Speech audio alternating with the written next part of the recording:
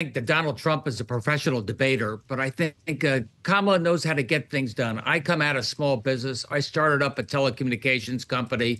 I love the fact that she wants to be a champion for small business.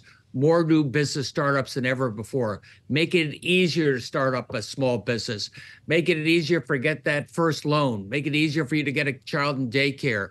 Clear away some of that red tape. If she can show she's a champion for small business, she's a champion for all of us.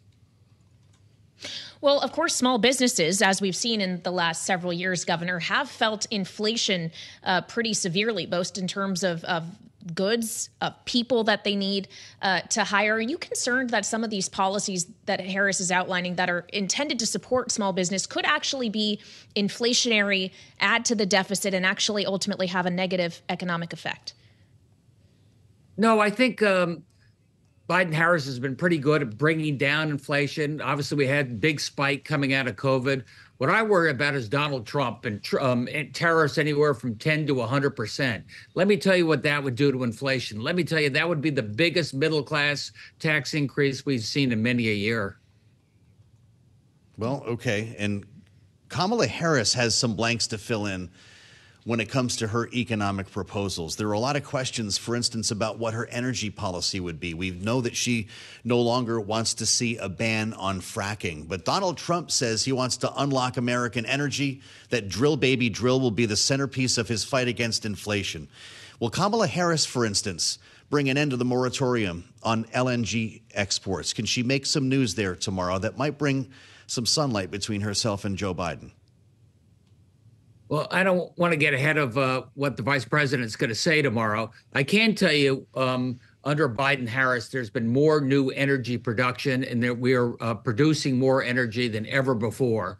And I think they're doing it cautiously. They're trying to preserve our open spaces as best as we can. I come from a state, Connecticut, where we got to bring in more energy resources to bring down the price of electricity. So I very much look forward to working with President Harris on that.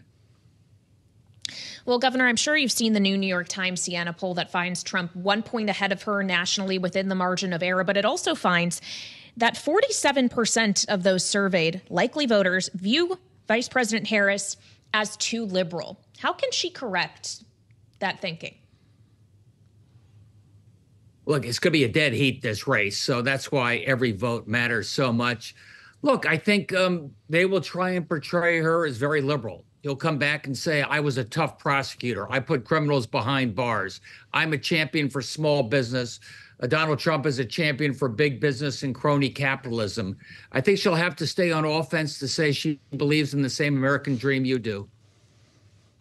Governor, I grew up in a small town in northeast Connecticut that was a big manufacturing hub in the olden days. All of the factories there closed when I was growing up, and they all became antique stores. What will Kamala Harris do to bring manufacturing back to America? What town was that? We got to do better.